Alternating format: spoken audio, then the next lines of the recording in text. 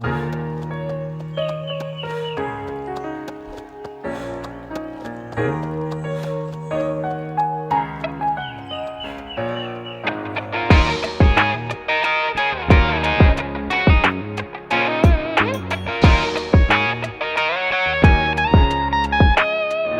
monde de la course. Bienvenue au monde de la course en direct de notre chambre d'hôtel. Yep. On profite du fait qu'elle était prise jusqu'à lundi. Disponible pour 3 nuits. Ouais. Disponible pour 3 nuits. Mm. Donc, merci Dominique, bien apprécié. Yeah. On va commencer avec tout d'abord les remerciements Patreon. Et ensuite, on va commencer avec un petit retour sur le demi-marathon Mont-Tremblant qui a eu lieu il y a quelques heures. Donc, tout d'abord, merci à Gabriel Robillard, Frédéric Vien. Gabriel Robillard, d'ailleurs, qui faisait le 5 km Ouais. aujourd'hui. Qui est présent depuis plusieurs années. Il est de la région ici. Là. Fait que, Ouais. ouais. Éric Constant, merci Gabriel Côté, Danny Létouine, Yann Pomerleau et finalement nos patrons mécènes, Catherine Gagné et Émilie Saint-Pierre-Langlois. Ouais. Allez suivre Catherine, sa page CGKIN pour du renforcement musculaire pour coureurs et coureuses. Retour sur Mont-Tremblant. Ça a été une course très excitante. J'aurais voulu faire une diffusion en simultané, Oui, un live stream. C'est vrai, tu m'avais demandé ça. J'aurais aimé ça, faire ça. J'ai fait... Ouais, ben là, toi, tu t'occupais de ton lapinage. Finalement, fait que au moins les coureurs de 5K pouvaient être contents d'avoir un lapin de 30 minutes pour leurs 5 kilos. Bon, j'ai pas tant livré, là, mais on en parle tout de suite, tant qu'à ça. Bah, tant qu'à être sur le sujet. Ouais, ça t'a donné combien? 31? 31,47. 47. Ouais, donc, si vous allez voir Sportstat, 31,47 pour le lapin, 30 minutes, c'est plutôt mauvais. Très mauvais. Je dirais que c'est pas dans mes performances les plus éclatantes de lapin ce week-end. Moi, c'est la deuxième fois que je lapinais. Là. Ouais. Puis là, cette année, pas cette année, cette deuxième fois, c'est la première fois que je mettais un objectif distance-étang. Mm-hmm. Fait que je voyais comme, ok, ben tu sais, je suis 15 secondes d'avance ou 20 secondes d'avance. Fait que je m'ajustais avec ma montre. Mais pour me rendre compte à la fin que quand ça a sonné 5 km, il me restait 300 mètres à courir. Fait que j'ai fini à 5,3 kg. Fait que 1 minute 30 de plus. Puis aussi, c'est 1 minute 30 sur ma montre de plus, mais aussi c'est parce que j'avais arrêté ma montre parce qu'il y avait une jeune fille qui avait eu des difficultés. Puis là, tu sais, en fait, je courais, puis là, à un moment donné, j'entends lapin. Fait que là, je me retourne, tu sais. Là, quelqu'un a besoin d'aide. Fait que là, par réflexe, j'ai arrêté ma montre. Comme je fais, tu sais, quand j'arrête de courir, j'arrête ma montre. Le gars, c'est la classique de si je tombe évanoui, arrêter mon. Non, mais tu sais, mais en entraînement, quand tu fais une pause, c'est juste en compétition, tu laisses ta montre aller, mais j'ai pas pensé pantoute. J'arrête ma montre, je vais voir la jeune fille. Là, elle me dit, ben là, je viens de vomir, c'est la première fois, puis. T'sais, elle avait peut-être 15-16 ans. Là. Fait que là, je dis, ben, t'as-tu bien mangé? T'as-tu bu un peu? Puis finalement, on venait de croiser un ravito. Fait que là, j'ai dit, bon, mais garde, vas-y, relax, marche jusqu'au ravito. Ils vont pouvoir s'occuper de toi, puis tout. Puis là, je suis reparti, puis j'ai rattrapé à peu près où j'étais. Puis là, j'ai reparti ma montre. Fait que déjà là, je venais de scraper mon chrono sur ma montre. Puis c'est ça. Puis à la fin, je me suis rendu compte que j'étais pas dedans pantoute. Mais j'ai pas regardé aucun des panneaux. C'est 1 kg, 2 kg, 3 kg. Les panneaux kilométriques. Fait que là, je sais que la prochaine fois, il va falloir que je me fie à ça. Même si le parcours il est mal mesuré, il faut quand même que je me fie à ces panneaux-là. Puis c'est ça. Parce qu'on s'est rendu compte que potentiellement que le 5 kg, c'est mal mesuré. Le 5 km est louche. Il y en a d'autres qui ont fait 5.2, 5.25. Ben, si tu avais une personne qui avait 5.2, je ferais. C'est correct. Non, c'est ça. Mais là, c'est sur 5 km, si tu as 300 mètres de différence, c'est quand même beaucoup. Mais le problème, c'est surtout si tout le monde a ça. Puis j'étais allé voir, tout le monde a 250 à 300 mètres de trop. Fait moi, je pense pas que. Dans le fond, c'est Louis-Philippe Garnier qui a mesuré tous les parcours du demi-marathon Mont-Tremblant, qui les a certifiés. Moi, j'ai l'impression qu'il y a eu un problème de communication quelque part entre le plan que Louis-Philippe Garnier a décidé. Puis il y a un compte, puis ça fait 2 années qu'il est mal placé. Je vais en parler à l'organisation, mais c'est sûr, oui, les gens, des fois, ils chialent que Strava, j'ai plus, puis ils chialent pour rien. Ça arrive. Sur un demi-marathon, ça se peut que si tu cours pas la bonne tangente, puis que ton GPS n'est pas super précis, il y a des buildings, whatever, ça se peut que ça te donne 400 mètres de plus sur un demi. Mais sur un 5, qui n'a pas des hauts buildings, qui n'a pas de forêt, qui est sur la route, puis que tout le monde a 250, 300 mètres, c'est sûr que c'est beaucoup, c'est une grosse différence. Puis il y a effectivement une petite rue là, où à un moment donné, on fait juste comme, on va sur la rue, on court 200 mètres, puis on revient. Fait que ça s'agit juste que les cônes soient 100 mètres plus loin. Puis, il va falloir élucider ce mystère-là, mais il y a clairement quelque chose qui cloche. Mais grosso modo, j'ai eu un seul commentaire à la fin. Merci beaucoup, je t'ai suivi, j'étais contente. Puis bon, fait que moi j'y ai dit, ça tombe bien que tu sois contente. Moi je suis 1 minute 30 en retard. mais sûrement que le monde, tu devais lapiner était devant. Probablement. Mais au final, c'est plus important la sécurité des participants. Donc, t'as bien fait d'aller aider la participante. Oui. Puis genre, là, pour le dire, 2 minutes après, il a fallu que j'arrête encore parce que j'avais un soulier détaché. Non, fait que là, je me suis dit, tant qu'à avoir arrêté une fois, on va m'arrêter une deuxième fois. J'ai attaché le soulier. Là, j'ai rattrapé mon spot encore. C'est ça. L'expérience qui rentre. Mais ça, c'est même pas de lapin. Là, ça, je dirais, c'est trop mais de faire des doubles nœuds. Ouais. Ça, j'enseigne ça, mes jeunes de maternelle. Donc, bon, ça c'était pour le 5 kg. La petite parenthèse pour le 5 kg. Mais bref, tout d'abord, merci à puis pourquoi je voulais pas être à vélo. Puis l'autre raison que je t'ai dit pourquoi je voulais pas être à vélo en avant, c'est que je connais pas le parcours. De un, puis je savais qu'il y avait du dénivelé. Fait que je me voyais mal, genre une main sur le guidon, avec la caméra, genre tournée pour vous filmer. Des fois, oui, j'aurais pu vous avoir en avant ou de côté.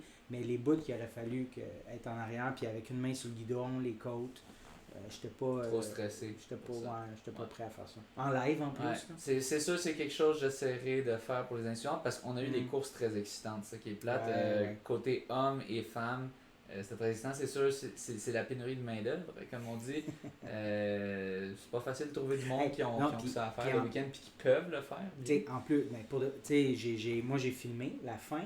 Puis Marc-Antoine Senneville qui a gagné, là, puis vous arriviez tous pendant que le 10 km, les gens du 10 km à une 10 arrivaient, là, une 5, une 10, il y avait un tapon de monde, je vois pas comment j'aurais fait à vélo pour être en avant. Non, mais si t'étais vélo qui filmait, tu te serais tassé avant la fin. Ouais, ben là, il aurait fallu que je sois au bord de la clôture. Puis, non, mais tu te serais tassé avant la fin, puis bon, t'aurais filmé la fin de loin. Ok, parce que pour de vrai, y pense. J'y avais pas pensé avant, là j'y pense là, puis je me dis ça aurait pas eu de sens. Il y avait un plus parce que Marc-Antoine, il a fallu qu'il fasse du zigzag. Là, mais il y avait un plus gros tapon de monde parce que il y a eu un petit délai au départ. Flashback à Marathon de Montréal.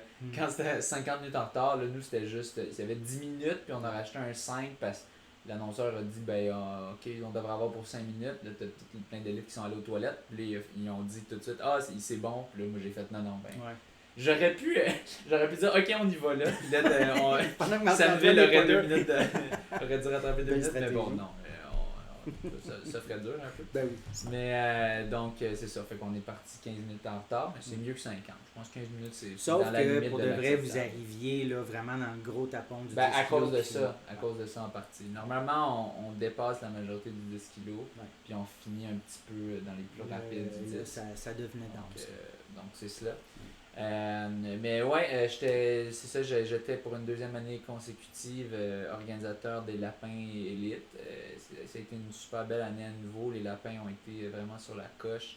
Je pense que c'était la moyenne j'ai envoyé, c'est 43 secondes de différence par rapport à leur temps visé pour les Lapins de demi-marathon.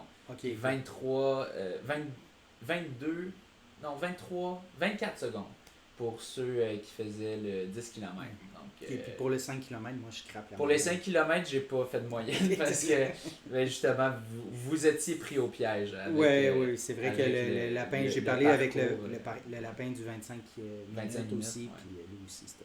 C'est ça. Donc, vous avez fait une bonne job malgré tout. Ben, toi, non, mais l'autre. Non. Moi, j'ai appris. Ouais, c'est ça. Mais en tout cas, c'était bien le fun organiser ça. Mais oui, j'ai aussi coursé cette course. Ouais, il fallait que tu défendes ton titre. Ouais, ça faisait 3 années. Ils l'ont dit quelques fois que ça faisait 3 années. Ça fait 3 années. J'essaie de défendre mon titre pour une 4e année consécutive. Mais c'est sûr, quand j'ai vu le peloton d'athlètes invités, je me doutais que ça ne serait pas une mission facile, si vous me permettez. Puis il y a eu des surprises aussi. Oui. Tiens, on va parler tout de suite de cette course. Non, en fait, on va faire un petit recap pour garder un peu de suspense. Dans le fond, je suis parti en trombe avec Senneville, Biro. Il y avait Johan Bélanger-Rioux. Il était avec vous autres tout jeune. Dès le départ, il suivait proche. Puis Aurélien Tortet aussi. Aurélien Tortet. Donc c'était pas mal ça. Après un certain temps, c'était rendu ça le pack. Et là, j'ai tenu avec eux jusqu'à environ 3 kilos. Puis là, à 3 kilos, on était rendu à 3,12 de moyenne. Que oui, on a un gros downhill. Une grosse descente au début. Mais ça demeure rapide pour ce parcours qui est extrêmement vallonneux. Là. Après 1 km, c'est vallonneux. C'est plus de la descente.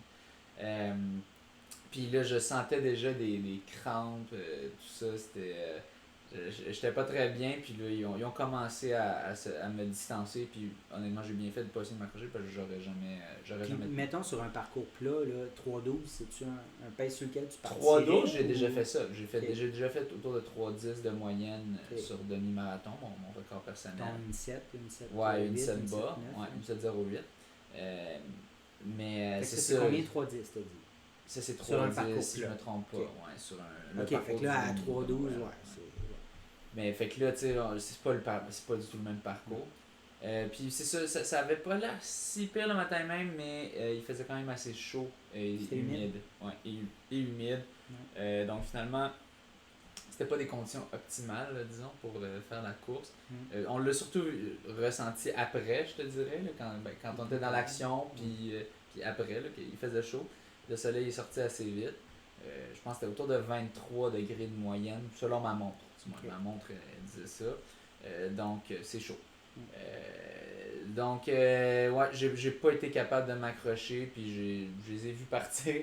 Je me souviens, un moment donné, il y a un petit U-turn, puis là, on recroise le monde, puis là, Senneville, il est drôle, il parle des fois dans le cours, c'est comme juste des petits mots, là, tu sais, c'est pas désagréable, genre quelqu'un qui se met à jaser, puis là, t'es comme fuck you, de genre faire ton show-off que t'es capable de parler en ce moment. Non, mais c'est plus comme. C'est que c'est pas. Ouais, c'est encourageant, tu sais, il disait, t'es pas loin, viens, mais moi, j'étais comme, oui, je suis loin, puis non, je m'en viens pas, tu sais, je veux pas refaire ce gap-là, c'est trop. Ça allait trop vite pour moi. Puis c'est ça, j'ai couru la course tout seul tout le long. Puis c'est sûr, ça a ralenti assez vite quand j'étais plus avec le pack. Éventuellement, je me suis même fait rattraper par un gars, c'était... Simon Leblanc. Ouais, Simon Leblanc qui n'est pas l'humoriste qui a pas de problème de santé. C'est pas l'humoriste. Non, Simon Leblanc, je regarde à l'instant, là, il a terminé 5e. Puis la première moitié, en tout cas 12,2 kg à 3,23, mais la deuxième moitié, 8,9 kg à 3,18. Fait qu'il a fait un négatif split. Ouais. Qui est pas fou. Mais dans ce parcours-là, c'est standard. Ouais. Je te dirais parce que le début est l'enfer. C'est vallonneux, il n'y a pas un bout de plat. Puis après ça, c'est un peu moins pire, si on veut, puis il y a plus de descente dans la partie. Mais il est le seul à avoir fait un négatif split. Marc-Antoine, Marc-Antoine, il était un métronome. Ouais. Un métronome, 3,13 puis 3,12 la deuxième partie. Ouais, mais dans le fond, moi je pense qu'il a plus poussé dans la deuxième. Ouais. Moi je pense que au début il poussait fort, il allait vite. Là, moi je pense qu'il a comme cassé dans la deuxième, mais qu'il a poussé plus pour garder le rythme. C'est mon impression du moins. Il y a aussi Aurélien Tortet, on en parlera, qui lui l'a forcé à pousser le pace. C'est ça. Lui 3,13 puis 3,15 en deuxième partie. Ouais. Fait que, mais Simon, c'est ça, il a vraiment remonté. Ouais, c'est ça, il m'a passé, j'ai essayé de m'accrocher 10 secondes, puis après ça, j'ai vu que ça le ferait pas non plus. J'avais des crampes tout le long, des crampes comme au ventre, ça m'arrive quand je pousse trop un petit peu. Okay. Donc, je savais qu'il fallait que je ralentisse. Pour ceux qui suivent mes stories, non, c'est pas les Reese que j'ai mangé. J'ai mangé un, juste pour qu'il n'y ait pas de mythe que je me suis bourré la face de Reese. J'ai fait du curry hier, c'était bien apprécié par les coureurs. y en a plusieurs qui en ont mangé. Marc-Antoine Senneville a fait attention, il était dans la même chambre que nous, mais il avait son propre lunch. Il avait son lunch, il ne voulait pas trop prendre de chance, peut-être qu'il a bien fait. Mais il y en a d'autres qui l'ont pris et qui ont bien aimé. On avait Joël White, on avait Rebecca Drolet qui en ont pris sans indigestion. Donc, tous des aliments frais quand même. Oui, il est très bon mon curry de Jean Ricardo. Mais bref, c'était une course pénible. Finalement, j'ai fini en 6e position. Ouais, en 6e, avec un superbe temps. Je vais les nommer les premiers avant.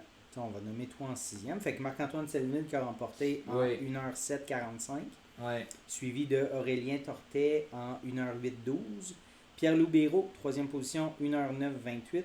Yoann Bélanger-Rioux, 18 ans, pour rappel. Puis je vais en parler plus tard aussi à l'émission parce qu'il a fait des super performances aux nationaux. En 1h09.44.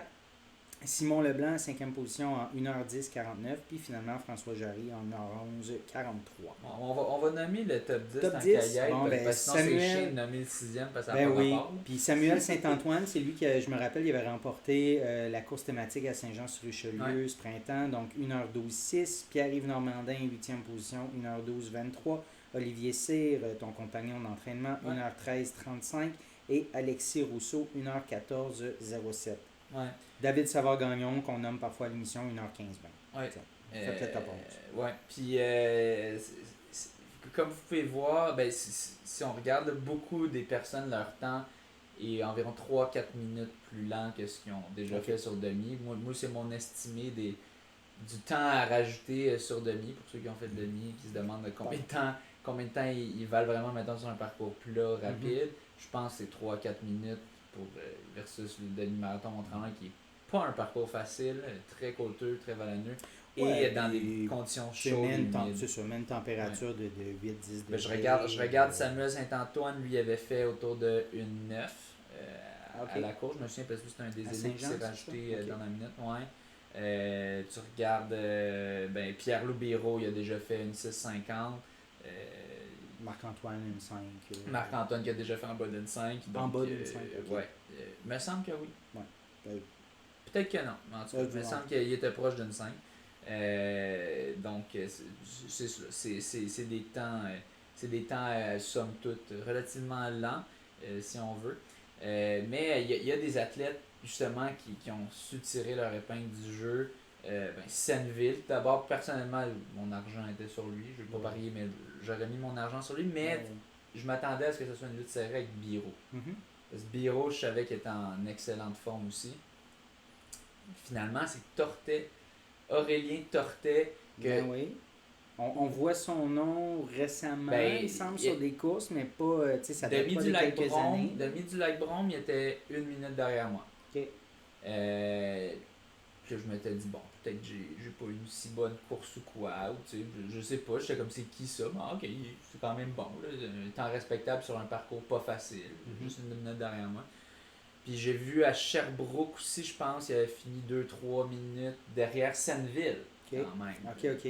Mais là, je me disais, oui, ça va être à son avantage, les coachs, je pense, parce que c'est un gars, à Sherbrooke, c'était ultra côteux, à Lac-Brome aussi.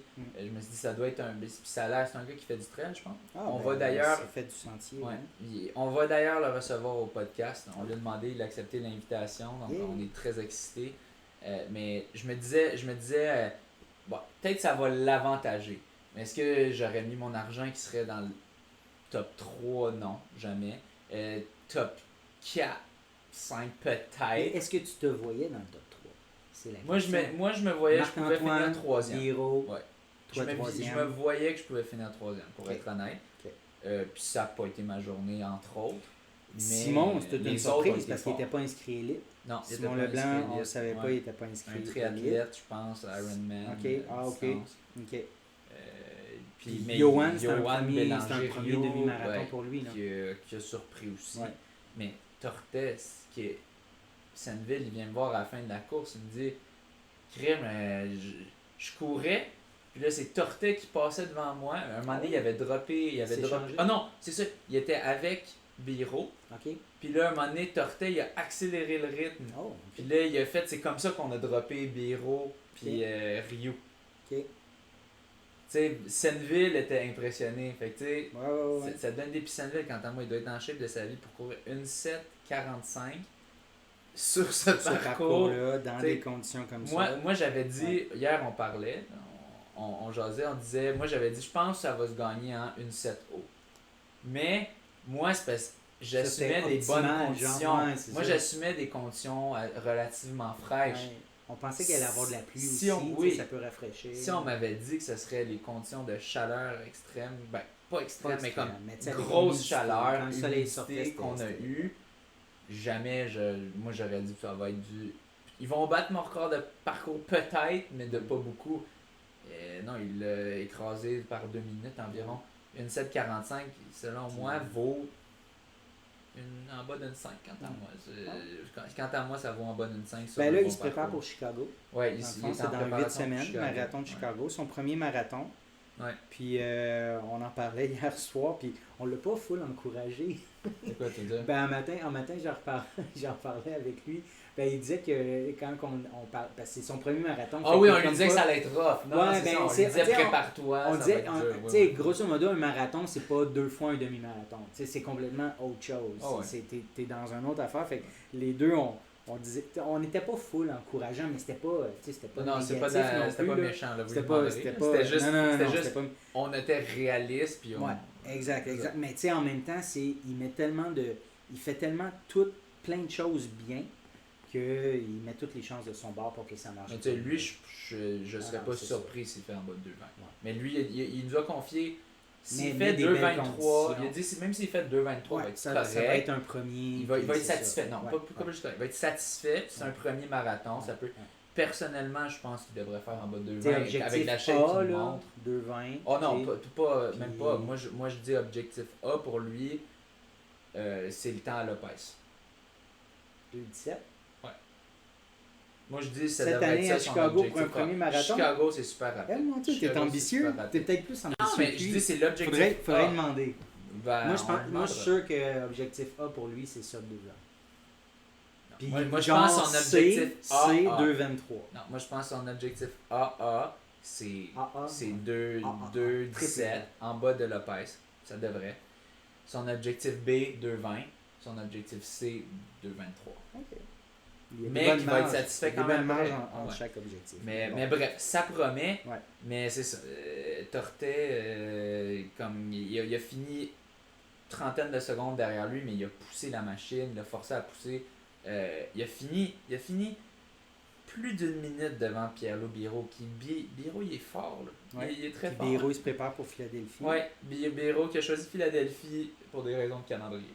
Ouais. En même temps, il y a eu l'expérience l'année passée. Oui, mais c'était de la merde. non, mais c'est ça. Fait que, ça pourrait juste être mieux cette année, peut-être d'une certaine façon.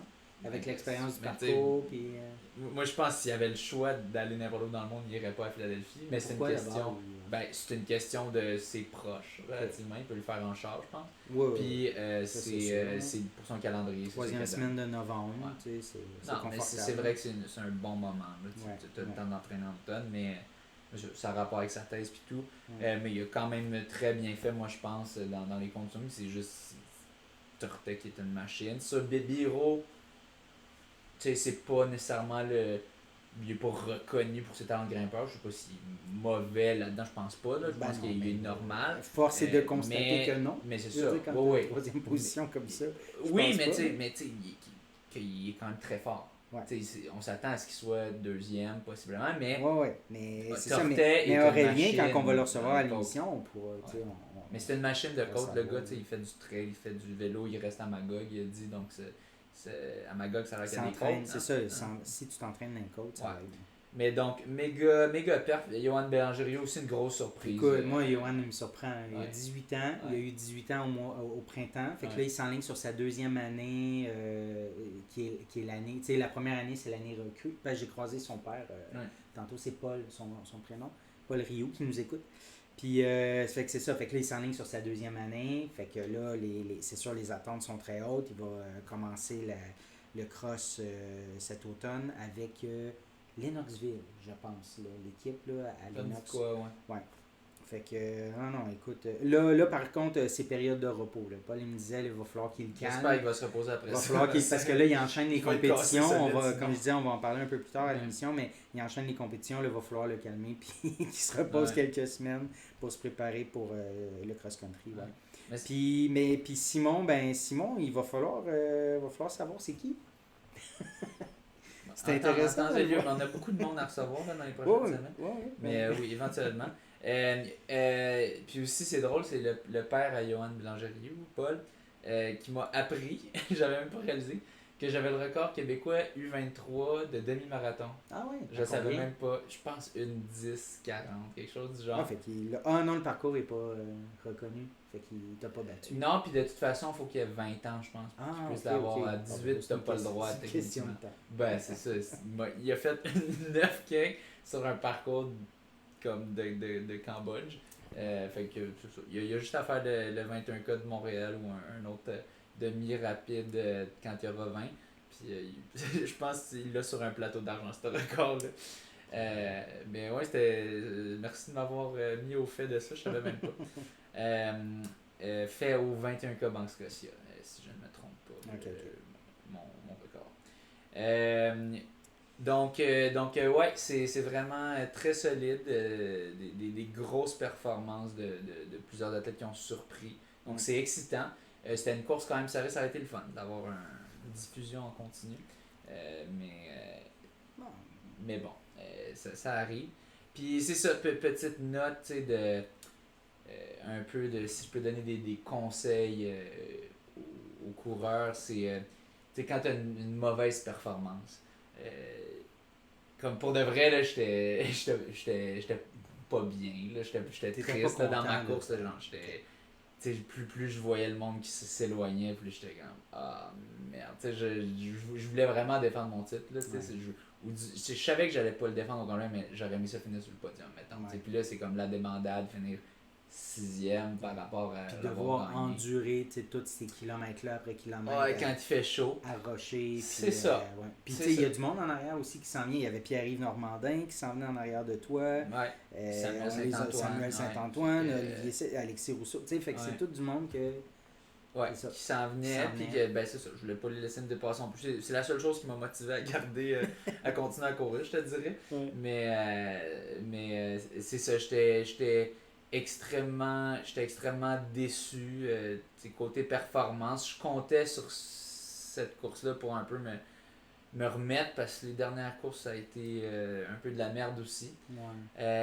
Mais tu sais que l'entraînement que tu fais dans les dernières semaines, il est très fort. Oui, c'est ça, mais je me disais... Tu enchaînes les compétitions. Mais je me disais justement... Une course n'est pas... Oui, mais je me disais justement, l'entraînement allait bien, là, j'étais optimiste quand même pour cette course-là. Puis là, ça a été push. Mais c'est ça, à la fin de la course, j'ai fini, j'étais déçu, mais là, je jasais à des coureurs.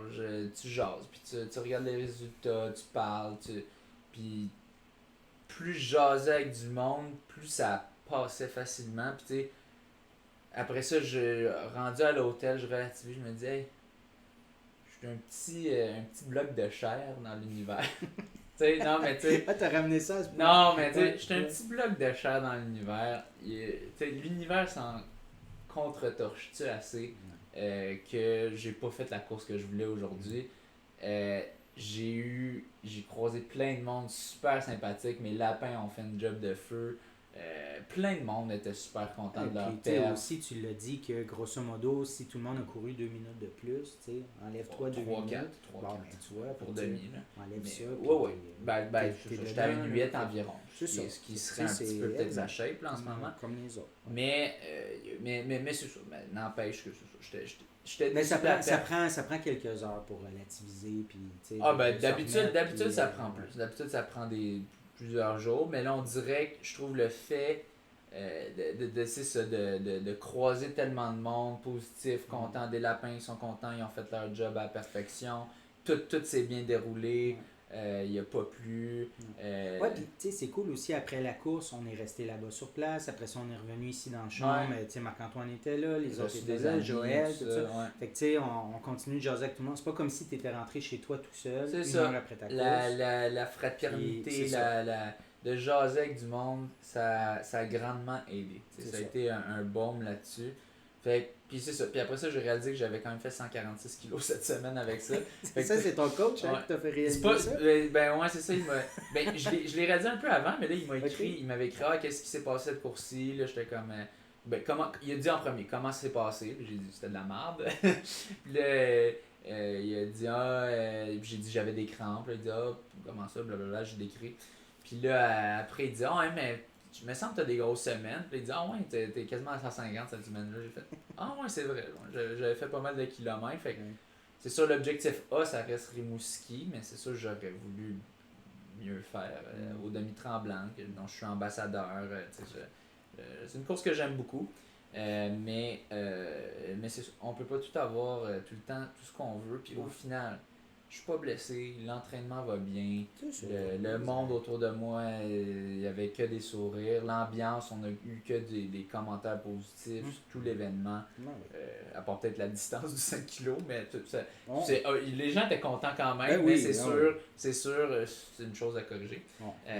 On le testera l'année prochaine. Mais c'est ça, somme toute, que du positif que j'ai entendu de la part de la fin du monde en général.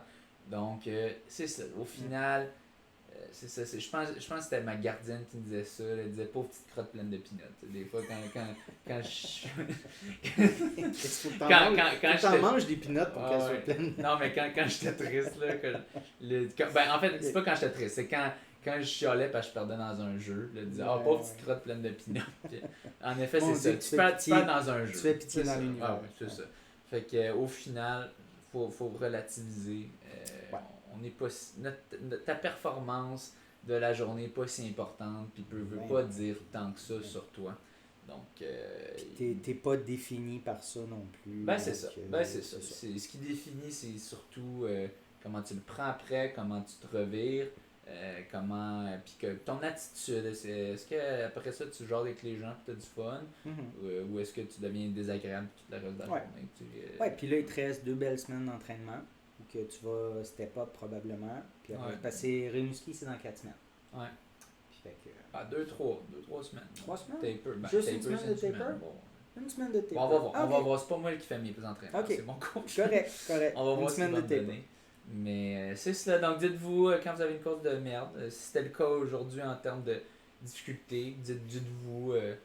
au final, comment était l'expérience en général? Puis dites-vous qu'il faut tout le temps prendre tout avec un grain de sel pour les performances. Il n'y a pas juste ça, les performances. Donc c'est ça, maintenant on va parler des femmes. Ben oui, parce que là je vais enchaîner avec les femmes parce que je suis fier d'être dans la quarantaine. Parce que le top 3, c'est des quarantenaires. C'est quand même fou. C'est des quarantenaires, puis je suis vraiment... je suis vraiment fier, c'est vraiment hot. Mais selon moi, ça démarque une chose quand même. Il manquait un peu de niveau. Puis je pense pas qu'il y en a une qui va venir me contredire là-dessus. C'est ça. Le niveau. Il n'y avait pas le niveau élite qu'il y avait côté. On n'avait pas les championnes provinciales des années précédentes. Effectivement. Ils ne pouvaient pas être là pour une raison X, Y, Z. Mais on avait quand même des bonnes athlètes, des athlètes très solides.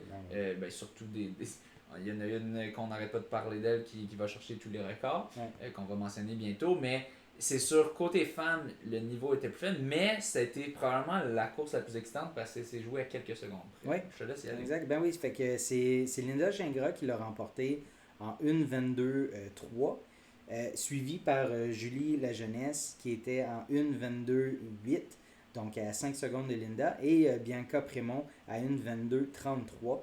Donc les trois, là, comme je disais, le podium de quarantenaire. Après ça, on descend en termes d'âge. Kathleen Lawrence qui a terminé 4e en 1:24.6. Noémie Saint-Laurent, 1:24.19. Joël White en 1:26.03. Sarah Cazobon en 1:26.11. Anne-Rebecca Drolet en 1:26.20. Catherine Paul qui le faisait pas à fond parce qu'elle se prépare pour Berlin. Donc en 1:26.31. Et Caroline Brière en 1:26.34. Donc, c'est ça, un podium tout quarantaine. Puis c'est drôle parce qu'après, ils nommaient les podiums par catégorie d'âge. Ah, ça, c'était le même. Puis, fait que c'est ça, fait qu'ils sont arrivés à la catégorie d'âge 40-49, ils ont nommé le même podium. Donc j'ai trouvé ça très... Moi, c'est la première fois que j'assistais à une remise de médaille par catégorie d'âge. On fait ça à Tremblant. C'est ça, c'était nice. Même que, en fait, je savais pas que ça allait se rendre jusqu'à la catégorie 19 ans et moins. Moi, je pensais que ça allait arrêter, mettons, à 40 et plus, mais non, ils ont fait 30 et plus. On fait pas d'agisme dans les deux sens. Tu as eu droit à ton podium aussi. Oui, j'ai eu un podium catégorie 20-29. Non, c'était pas 30-39? Non, je pensais que c'était ça, mais non, ben non, j'étais avec... Ben, t'étais avec Biro. C'est ça, qui a pas 30. Ok. Avec Biro, puis Senneville. Vous étiez les trois? Ah non, ok, t'étais avec Biro. Ok, on va pas Biro puis Senneville, ouais. Parce que Tortel, lui, a au-dessus de 30. Ok, fait que... ouais, c'est ça. Fait que c'est vraiment nice, là. Bravo aux filles. C'est ça, Julie qui était quelques secondes en arrière de Linda. Julie qui me disait que elle s'était rapprochée de Linda, je pense, dès le 8e kilo. Puis là, elle Linda avait une avance au début. Elle avait une plus grosse avance. Puis elle s'était dit qu'elle allait rattraper plus tard, mais finalement, ça n'a pas fait les jambes. Ouais, c'est ça, les jambes n'étaient pas là. Oh, ouais. Et puis, ouais, c'est ça. Mais c'est drôle parce qu'elle pensait qu'elle l'avait battue. Parce que l'annonceur a dit que c'était elle avant. Parce qu'au chip time, elle était devant. Ah, ok. Mais une course de championnat, c'est le gun time qui compte. Donc, il faut que tu te positionnes bien au départ. Elle devait être juste un petit peu derrière. Mais le pire, il me semble, elle n'était pas tant loin derrière. Fait que je comprends pas trop comment ça peut arriver parce qu'ils ont quand même 4 secondes de différence. Fait que ça veut dire qu'elle devait être, mettons, 5 secondes en arrière de la ligne de départ. Ben, c'est ça, je comprends pas parce qu'elle était juste derrière moi. Fait que je sais pas trop ce qui est arrivé. Peut-être juste un bug de Sportstat que Linda n'est pas apparue dans Sportstat. Mais ouais, c'est bon à savoir quand même. Pour les championnats, c'est le gun time qui compte. Donc, c'est quand le coup part, boum, ça part. Puis c'est la première personne qui passe le fil d'arrivée qui est la première. Pour éviter que quelqu'un se cache derrière. Puis là, après ça, fasse sa course tout seul. Puis fasse un méchant temps. Puis là, personne ne peut savoir le voir venir. Puis là, rafle tout. Donc, c'est ça. Mais ouais, ça aurait été le fun aussi, encore une fois, d'avoir un live stream. Mais ça aurait fait une fin de course quand même excitante de voir Julie qui se rapprochait. Mais pour de vrai, en tout cas, le live stream pour l'arrivée, là, ce serait pas évident. Parce que ça arrive vraiment en même temps que le 10 kilos. Puis il y avait même du monde du 5 kilos qui le finissait en marchant. Moi, je parle de live stream. Le live stream, ce serait pour toute la course. Puis à la fin, on se tasse. Puis tu cours avec. Que tu manques la fin. C'est comme s'il faisait au 5 km, la clinique du coureur. Il était en char. Puis là, à la fin, il sortait du char, il prenait une petite avance, sortait du char. Il sortait du char. Ben oui, mais tu les vois à travers du monde. Ok, en tout cas, faudrait que j'aille l'expérience une fois, là, le faire dans un petit événement avant de le faire. Ça me tenterait de le faire pour un événement comme ça, mais il faudrait que je me pratique avant. Donc, solide performance de nos quarantenaires, quand même. Good job les quarantenaires. On a une petite mention, Lucie Rochon, une de nos invitées d'honneur, si on veut. Une athlète vétéran invitée qui a fait quand même un solide 1:40-41 sur ce demi-marathon-là. C'est extrêmement solide. J'ai son âge, mais dans la catégorie 60-69. 60-69. J'ai oublié son âge, me semble. C'est... Je sais pas. On a un temps blanc. Tu gardes. OK. 60-69. Puis Andréno aussi, probablement. Ouais, Andréno, il était... 70-79, ça? Ouais, il y a plus de 70 ans. Il y a eu 1:39, me semble. 1:39, dans les 1:39, me semble. Ouais, ça se peut. André qui a déjà quelques records québécois là, dans son range d'âge. Donc, c'est ça. Il est allé chercher la médaille d'or. 1:39 quelques. 1:38-49. 1:38 dans les 1:38. Il y a au-dessus de 70 ans. Si je ne me trompe pas, 72, mais à vérifier. C'est solide. Il m'a dit qu'il serait prêt à passer au podcast aussi. Oh! On enverra une invitation. Cool. On remplit notre bagage un petit break. notre bagage d'invités. Non, c'est ça. C'est après un petit break, on reprend ça à un rythme assez effréné. Je te laisse continuer pendant ce temps. Je vais essayer de regarder l'âge de Lucie Rochon. Ouais, c'est ça. Dans le fond, comme c'est le premier épisode là, du mois d'août, les athlètes du mois de juillet. 65 ans. 65 ans. Complètement débile. Okay. Les athlètes du mois de juillet d'athlétisme Québec ont été nommés. JS Gagné et Marguerite Lorenzo. Marguerite Lorenzo qui est au saut en hauteur. Fait que je vais quand même le nommer parce que ça vient de la publication d'Athlétisme Québec. Donc, Marguerite Lorenzo s'est encore une fois envolée vers les sommets. Elle a remporté le 2e titre national senior de sa carrière en remportant l'épreuve du saut en hauteur avec une performance impressionnante de 1,82 mètres lors des championnats nationaux à Langley. Donc, on comprend que c'est la 2e année de suite qu'elle le fait probablement. Andrino, je confirme qu'il a entre 72 et 73 ans. OK. Puis 1,38. 41 sur ce parcours-là. C'est fou. C'est complètement débile. Puis Jean-Simon Desgagnés, qui est un habitué des athlètes du mois, continue quant à lui son époustouflante lancée. Il a connu un excellent championnat national à Langley. On va en parler un peu plus tard en remportant le 3000 mètres steeple de façon convaincante avec un chrono de 8,24,47. En plus de mettre la main sur la médaille de bronze aux 1500 mètres avec une performance de 3,40,59. Notons également, sa sélection en équipe nationale pour les championnats du monde d'athlétisme à Budapest, en Hongrie. On va avoir 5 athlètes québécois qui vont être à cette compétition-là, les championnats à Budapest.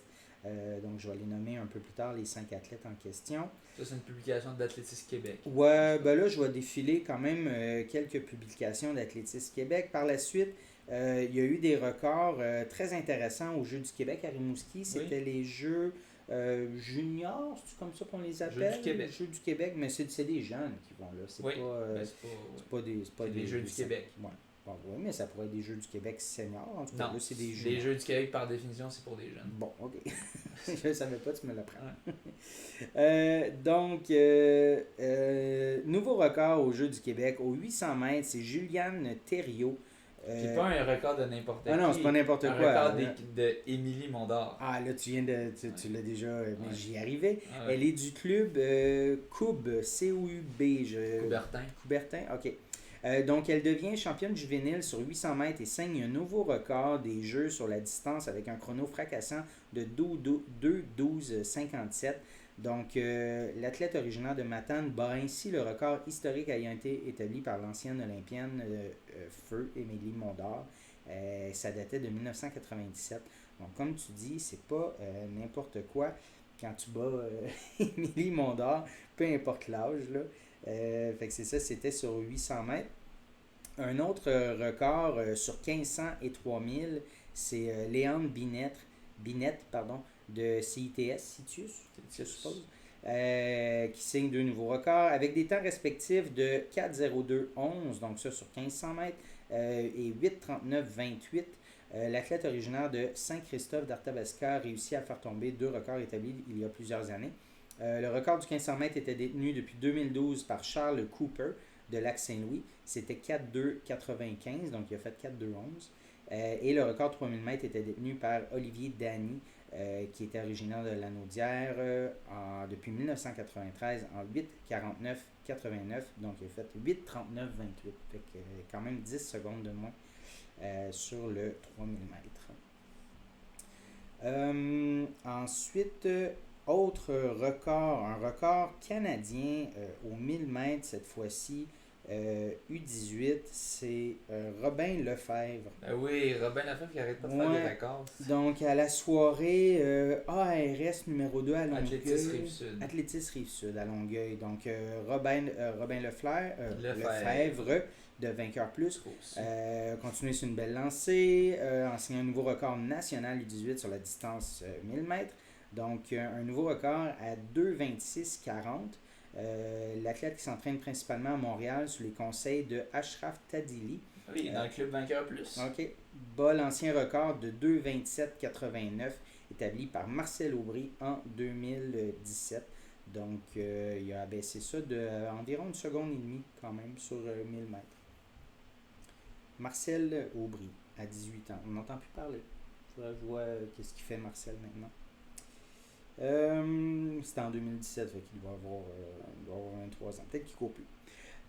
Il s'appelle Marcel? Marcel Aubry. C'est un jeune? Ben, c'était en 2017. C'est un nom qu'on n'est pas habitué de voir pour un jeune. C'est pour ça que c'est surprenant. C'est pour ça que je suis curieux de voir il est rendu où maintenant. Il fait quoi maintenant? Autre record qui a été confirmé, c'est un record de Nolan Turgeon, un record canadien sur 5 km. Dans le fond, il l'avait fait, ça fait un bout de temps. À la clinique du coureur. C'était au 5K de la clinique du coureur. Oui. Donc, l'Athlétisme Québec annonce l'homologation du 14 minutes 36 comme record canadien U20 sur 5 km là, que Nolan avait fait ce printemps à Lac-Beauport. Mm-hmm. Donc, ça confirme le tout pour la catégorie U20. Puis il y avait une petite controverse quand tu avais Éric Fournier qui avait partagé ça, la nouvelle. Puis là, il y avait dans le fond, il avait mentionné ça a dû l'aider d'avoir des gars comme Fafard, Alexis Lepage pour le tirer. Ouais. Puis là, ben, t'as le père à Nolan, qui je pense que c'est Danny, qui dit ben, juste pour rectifier les faits, c'est pas eux qui l'ont tiré, c'est lui qui les a tirés. Comme de fait, en effet, ben, au début, c'est moi qui tirais le monde, au début, pendant 1-2 km. Après ça, c'est Nolan qui est passé devant. Puis c'est lui qui a tiré tout le monde jusqu'à, quand j'ai revu le live stream, je pense que c'était jusqu'à peut-être 4 kilos. Okay. Fafard est parti. Okay. En tout cas, c'est lui qui a mené la majorité. Mais c'est vrai, je pense que ça l'a aidé d'avoir cette compétition-là. Puis quand il l'a vu partir, il a dû quand même essayer de s'accrocher autant que possible. Je suis sûr que ça l'a aidé à faire sa performance. Mais c'est sûr, c'est une nuance à faire de dire il s'est pas fait tirer par eux. C'était quand même lui qui a mené une bonne partie. Puis la partie vent de face surtout. Au départ, c'était le vent de face. Puis c'est lui qui a mené une bonne partie. Donc, Éric Fournier, il allait avec son commentaire parce que dans le fond, la photo qu'il a mis, on voyait Jean-Sam Lapointe, effectivement, Thomas puis Alexis, les trois devant Nolan, mais c'était peut-être mais ça, c'était pas représentatif de la course. Une capture d'écran, non, c'était pas représentatif. Un moment X, la Nolan course, était devant la majorité du temps. Ça résumait pas effectivement la course à ce moment-là. Il y a eu les championnats NACAC, j'en parlais pendant la dernière émission qu'on a fait. Tu as eu 23. Ouais, c'est ça. C'était du 21 au 23 juillet. On enregistrait le 21 juillet, fait que ça avait débuté. Ouais. Je vais y aller avec une publication d'Athlétisme Québec, dans le fond, qui résume un peu le week-end, en fait. Ouais. Donc, pluie de bonnes performances au championnat NACAC qui avait lieu à San Jose, au Costa Rica. On avait mentionné le 4x400, si je me souviens bien, dont Robin Lefebvre faisait partie. Le 4x400 mixte. OK.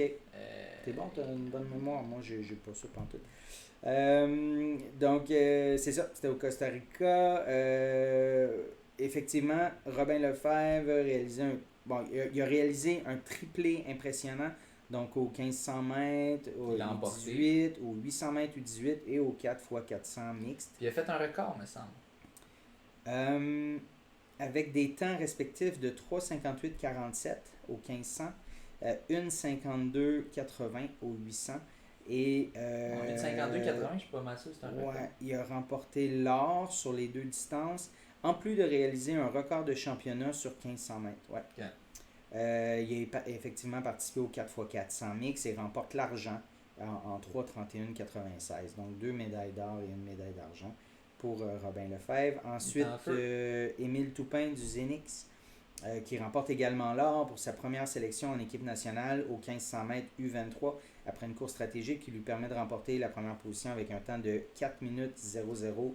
C'est pour ça qu'il mentionne stratégique parce que ça n'a pas l'air si rapide. C'est ça pour du U23. Ouais. Les U18 ont couru plus vite. Ouais. Robin Lefebvre a fait plus vite.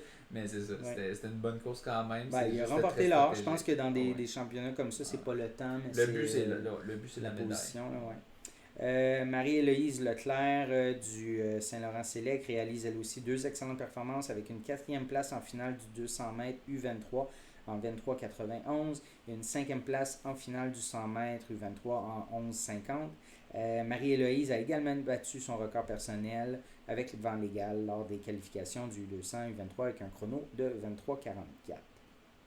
23,44. C'est ça pour les NACAC qui étaient du 21 au 23. Ensuite, on passe au championnat canadien qui avait lieu à Langley en Colombie-Britannique. Donc, deuxième année que ça se passe là-bas. L'année prochaine, ça va être à Montréal. Yes, Centre-Claude Robillard. On va être présent, c'est certain. Oui, soyez présents. Ça vaut la peine pour de vrai. Juste la classique d'athlétisme, c'était une belle ambiance. Mais c'est une coche en dessous quand tu compares au championnat canadien. Que là, t'as vraiment. Il y avait de la crème à la classique, mais tu sais, c'est pas tout le monde qui est obligé d'y aller si on veut. Là, il faut qu'il y ait du monde avec des bourses, puis c'est leur seule façon. Les champions canadiens, ils peuvent, entre guillemets, forcer les gens, surtout quand c'est des sélections olympiques. Ils sont obligés, les meilleurs athlètes sont obligés d'y aller s'ils veulent aller aux Olympiques. Ça va avoir lieu genre 2 semaines avant le début des Olympiques, 2-3 semaines. Quelque chose comme ça.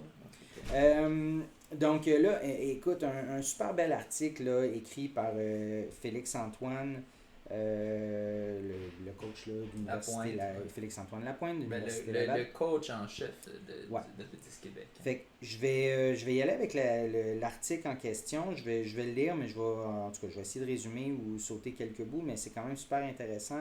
Donc, du 27 au 30 juillet, il y avait les nationaux d'athlétisme junior, senior et paralympique qui étaient présentés à Langley. Il s'agissait de la deuxième année consécutive où le championnat avait lieu là-bas. Plus de 1300 athlètes étaient présents et un nouveau sommet en termes de nombre de participants dans l'histoire de la compétition. Le championnat servait également de sélection pour les championnats du monde en 2023, dans le fond, qui va avoir lieu à Budapest. Donc l'annonce de l'équipe canadienne a été faite. Donc plus tard, je vais nommer la sélection des Québécoises et Québécois qui vont être présents.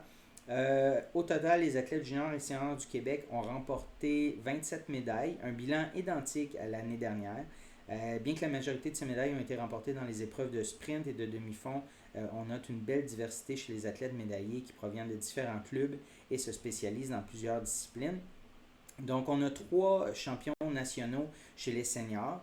Un en course, on l'a nommé, Jean-Simon Desgagnés, Marguerite Lorenzo qui l'a remporté en saut en hauteur et Youssef Goudzi, lui c'est en lancer du poids. Donc Marguerite, j'ai nommé vu qu'elle était athlète du mois. De son côté, Jean-Simon Desgagnés a mis la main sur son premier titre en carrière chez les seniors avec son chrono de 8:24:47 au 3000 mètres steeple. Très solide. Ouais, lors d'une course où il s'est échappé du peloton en tête à 1000 mètres de l'arrivée pour l'emporter de façon convaincante.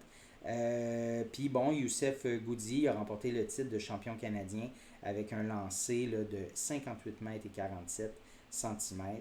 Donc, notons que c'était à son 6e et dernier lancer qu'il a réussi ça. Donc, il a très bien réussi. Donc, je poursuis. Depuis quelques années, plusieurs sprinters québécois connaissent du succès sur la scène nationale et cette édition des championnats nationaux confirme cette tendance.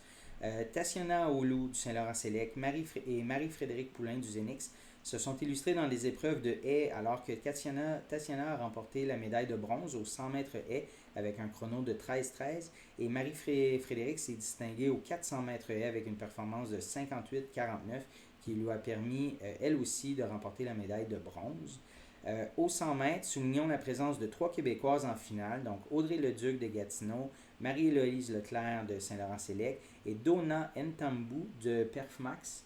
Ils ont terminé 4e, 6e et 8e, donc sur la finale du 100 mètres. Aux 200 mètres, un impressionnant total de 4 athlètes du Québec qui prenaient part à la finale.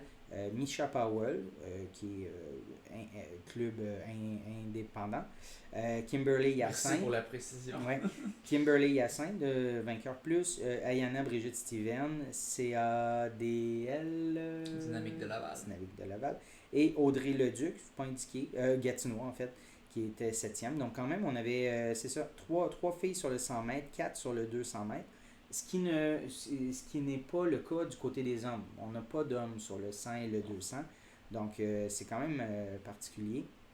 Les femmes québécoises, les sprinteuses québécoises sont fortes. Oui.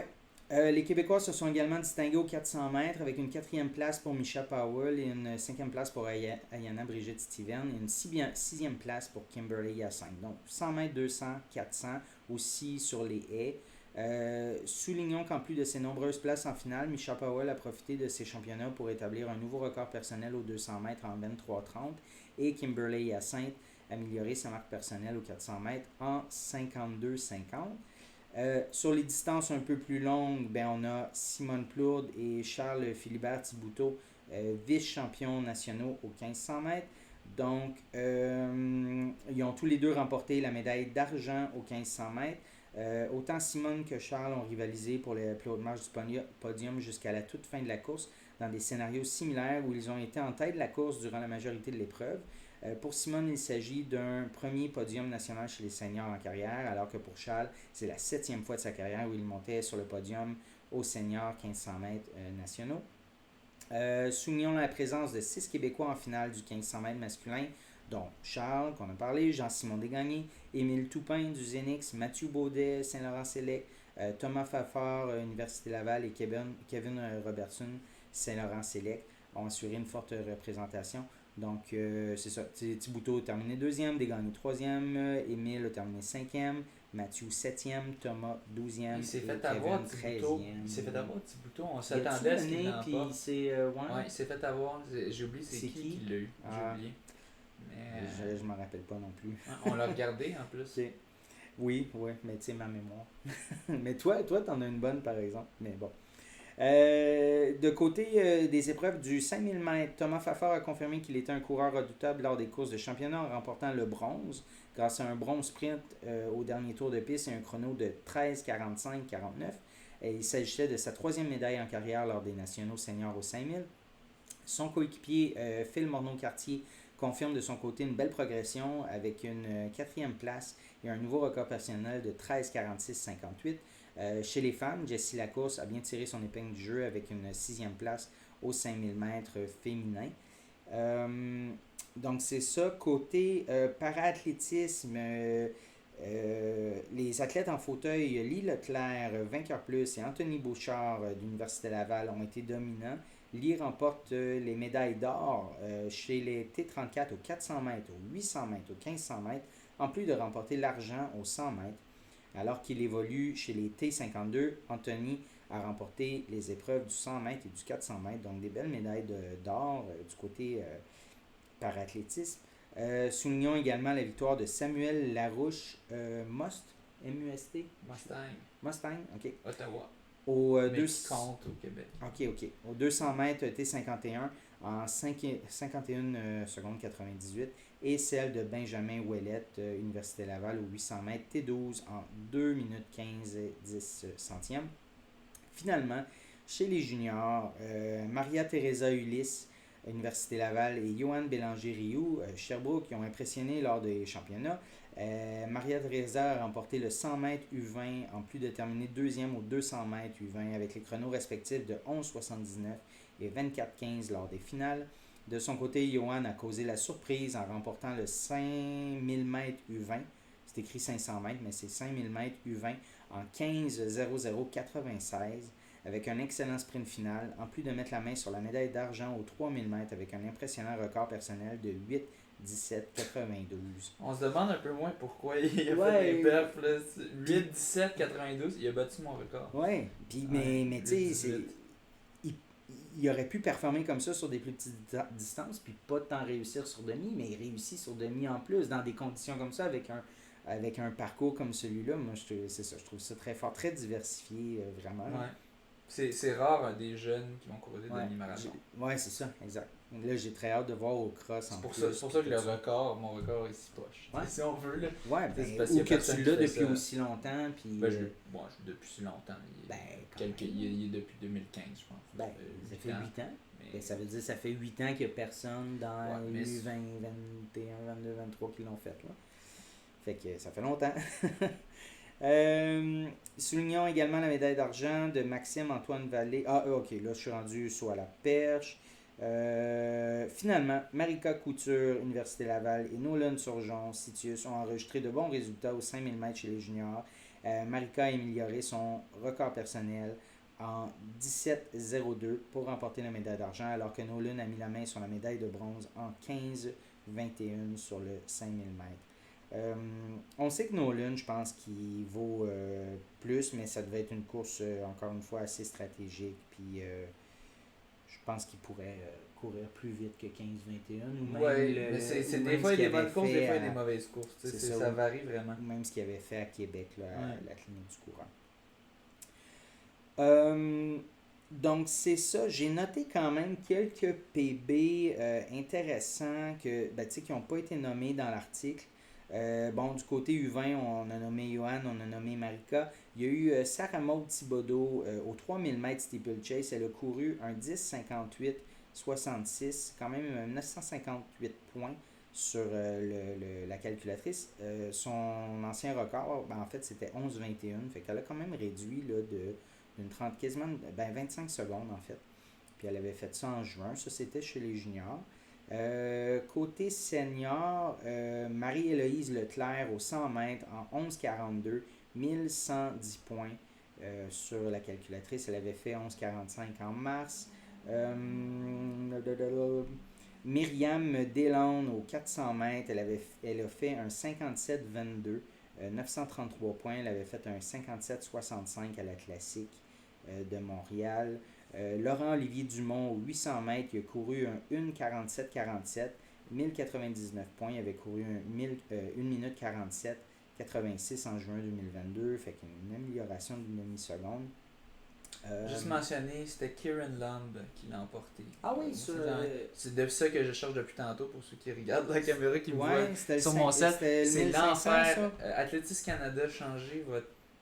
Quand tu l'écris en français, c'est impossible de le trouver. Ah ouais. Puis là, quand tu l'écris en anglais, finalement, tu trouves, mais c'est pas normal que ça soit aussi dur à trouver dans Google. Donc, mais ouais, Kieran Lumb, qui est fort, mais que Charles Philibert Dubé aurait dû battre. Ça s'est gagné en 3,37,24. Charles Philibert qui vient de faire plusieurs fois 3,33. Donc, même en bas. Ouais. Si je ne me trompe pas, il a fait 3,32 kek. Il me semble que c'est en bas de 3,33.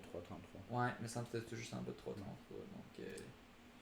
3,33. Donc, Raphaël Giguère au 1500 mètres, il a fait un 3 minutes 48,60. C'est un 994 points. Il avait fait un 3,48,72 en juillet 2021. Fait que une belle amélioration là, 2 ans plus tard. Ouais, 3,32,94. C'est ça, ok, en bas de 3,33. Xavier Lemaitre, 3000 mètres steeplechase. Il a couru un 9 minutes 00,78 centièmes. Il avait couru un 9,07,58 en juin 2022. Fait que c'est une belle réduction de 7 secondes. Phil Monod-Cartier, on en parlait dans le fond, il a couru son 5000 en 13,46, qui est 1045 points. Il avait couru un 13,53, j'arrondis, 2 semaines avant. Donc, il a réduit de 7 secondes. Puis, il avait couru un 13,59 au début juin. Donc, c'est quand même une très belle progression là, de 15 secondes en 6-8 semaines. Ouais. Donc, c'est vraiment fort pour Philippe. Thomas Laviolette, un beau PB aussi à 14,32. Il avait fait 14,38 à UQTR en juin. Rudy Sahal sur 5000 mètres, 14,33. Il avait fait 14,44 le 8 juillet. Laurence Gauthier, 5000 mètres aussi, elle a fait un 16,56, puis elle avait fait un 17,15 à UQTR. Fait qu'une belle amélioration aussi de 20 secondes. Fait que des belles performances à des moments opportuns, je dirais, là, dans un championnat comme ça. Ouais. Puis c'est ça. Fait que grosso modo, félicitations à tout le monde. C'est vraiment hot. C'était le fun d'assister. Ouais. Même si je me rappelle pas le temps. Ouais, là j'ai payé un abonnement qui va se terminer bientôt, hein? C'était un mois l'abonnement. Ouais, c'est Runner Space Plus pour qu'on puisse regarder. Athlétisme. Mais c'est Runner Space Plus qui te donne accès à Athletics TV Canada. C'est la TV d'Athlétisme Canada. J'aime ça, regarde-moi-le. C'est drôle, hein? C'est le gars dans la quarantaine qui demande aux jeunes en bas de 30 ans de lui payer son abonnement de Runners. Non, mais pour de vrai, c'est le fun d'assister à ça en live, mais malheureusement, 3 semaines plus tard, je m'en rappelle juste pas. Les joies de l'Alzheimer. Ouais, c'est ça. Le 4 août, Jessie Lacourse est allée courir à Memphis, au Tennessee. Mon Dieu, j'ai pas écrit la distance. 1500 mètres. C'est un 1500 mètres parce que c'est 4,15. Elle a fait 4,15,28. c'est 7 secondes et demie de mieux qu'à la classique de Montréal. Puis c'est un nouveau PB. Ben oui, c'est ça, c'est un nouveau PB. Elle avait couru 4:15:46 à la classique de 2021. Donc un beau retour pour Jessie. Là, je mentionnais dans une publication que j'avais fait pour le nom de l'émission, pour notre émission sur Facebook, parce que Jessie, dans le fond, elle avait fait un PB sur 5000 mètres au printemps, en mai. J'essaie d'y aller de mémoire, là. Puis après ça, elle a pogné la COVID. Après ça, il s'est fait une entorse. Fait que là, il a fallu qu'elle recommence l'entraînement et tout. Fait que là, de revenir comme ça sur 1500 mètres puis de battre un PB, c'est bon très fort. Mais parce que c'est ça, c'était une grosse chute. On n'a plus entendu parler d'elle. On parlait d'elle, puis là, tout d'un coup, pouf. Exact. Ben c'est ça. La COVID, elle a été impactée 3 semaines. Après ça, son entorse, c'est plusieurs semaines. Elle court plus de steeplechase, dans le fond, à cause de ça. Ah ouais. Puis c'est ça. Donc, mais au moins, là, elle a pu faire c'est ça, elle se rabat sur le 1500 mètres, dans le fond. Donc, c'est ça. Ensuite, le 5-6 août, c'était les Panam U20 à Puerto Rico. Nolan Turgeon était là-bas pour le 1500 mètres. Il a fait c'est mélangeant, les NACAC. Il y avait les NACAC U20 à San Jose. Ouais. San Jose, je l'ai nommé tantôt. Là. Puis, fait que là, c'était les Panam. Donc, Nolan a fait une publication. Il était sur le 1500 mètres. Il a terminé 4e. Donc, avec un petit émoticône de bonhomme frustré un peu, là. Mais bon. Ça sonne drôle, un petit émoticône de bonhomme frustré. Ouais, c'est ça.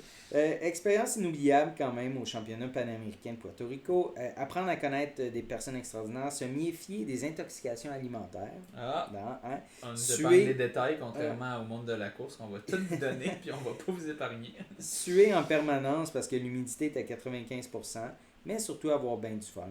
Donc, on comprend là, que sa 4e place, il a été impacté par certaines difficultés, je dirais. Il y avait quand même peu de courses. Là, je suis rendu à un truc que j'ai été mis au fait il y a quelques semaines. J'ai vu passer ça sur Facebook. Peut-être que le monde en a entendu parler bien avant moi. Mais il y a un projet actuellement qui a démarré. Là, c'est Ultra Trail Monarch. C'est Anthony Bata, un Montréalais, je crois, qui court beaucoup, qui est parti pour faire un 4500 km. Dans le fond, il va faire le trajet migratoire des papillons monarques du Québec jusqu'au Mexique. Donc, ça donne un 4500 km. Il est en assistance, par exemple. Il n'est pas tout seul comme Yohan Rock. Oui, il y a une équipe. Il va garder sa sanité. C'est pas sanité en français. Ben, sanité en anglais. Sa sainteté d'esprit. Il va courir surtout. Il va courir entre 50 et 60 km par semaine.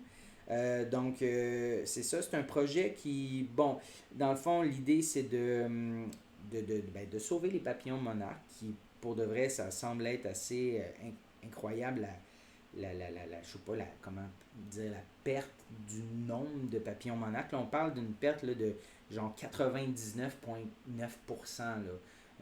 De passer de plusieurs millions. À cause de la pollution? Écoute, j'ai pas été lire plus dans le détail.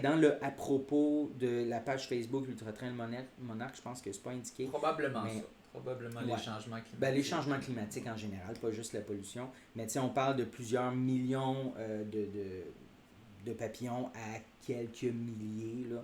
Donc, c'est ça. Ils veulent quand même, c'est assez ambitieux. Là. Déjà, le projet en soi, 4500 km en 2 à 3 mois, 50 à 60 km par jour, mais ils veulent amasser 4,5 millions de dons. C'est extrêmement ambitieux. C'est en combien en ce moment? J'ai écrit à Anne-Lise Nadeau parce qu'elle s'est impliquée très récemment dans le projet pour justement faire un peu, elle s'occupe des réseaux sociaux, faire un peu la promotion. Ils sont à 27 000, mettons. Même 450 000, ça serait énorme. Même 45 000, ça serait énorme. C'est ça. Fait qu'ils sont à 27 000, ils sont à moitié du 45 000. Okay. Donc, ils sont à 0,5% de l'objectif. Okay. Mais bon, l'idée, c'est ça. En fait, c'est d'aller chercher.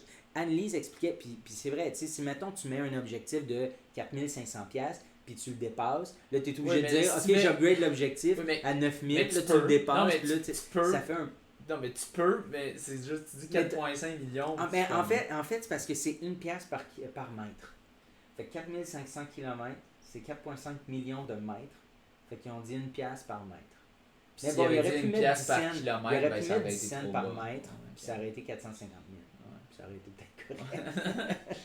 Mais on dit 10 cents par mètre, au lieu d'une pièce par mètre. Oui, ben, ou une pièce par 10. C'est un peu cher, une pièce par mètre. Une pièce par 10 mètres. Fait que c'est ça, mais bon, c'est sûr que c'est pas juste des dons qu'on accumule avant puis pendant, il y a le après aussi, il y a un documentaire qui va être fait, il va avoir... Mais là, il est rendu à combien? Est-ce que tu parti encore? Oui, c'est parti, en fait, c'est parti il y a 2-3 semaines à peu près. Il venait de croiser Toronto, là, dans les derniers jours. Puis, es-tu sur le bon rythme? Je sais pas, mais ça doit. Tu sais, quand t'es... J'imagine. Ben, ça doit. Ben, on disait ça avec le défi de Johan Rock. Oui, mais c'est ça, mais là, je voulais pas faire une comparaison avec Johan, mais Johan, il était tout seul, tu sais, c'était pas... Non, je sais, mais tu sais, c'est pas dormir, tout qui va aller comme tu veux, puis... Non, effectivement, mais tu sais, mettons que tu dis, je fais entre 50 et 60 kilos, puis finalement, t'en cours 40 quelques journées. Ben, ça va vraiment te ralentir ouais, ben là, ça fait juste 3 semaines, fait que je pense pas qu'il y a tant de retard, mais je sais pas, je regarde pas la page à tous les jours non plus. Donc, c'est sûr, mais je voulais quand même en parler. Si jamais des gens veulent participer à ça, ben, la page Facebook, là, c'est Ultra Trail Monarch, donc vous allez la trouver là. Puis finalement... C'est Ultra Monarch.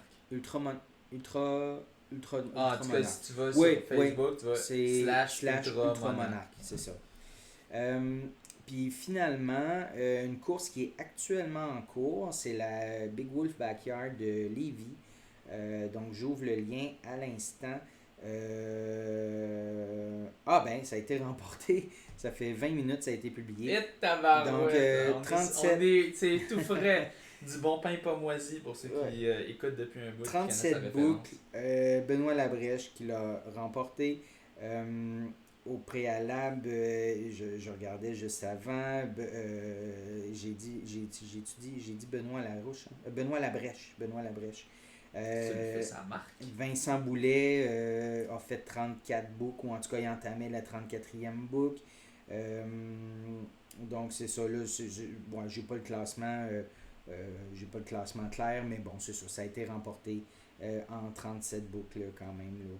Ça a commencé hier matin, samedi. Ils ont eu une dure nuit. Il y a eu beaucoup de pluie. C'est des boucles de 6.7? 6.7.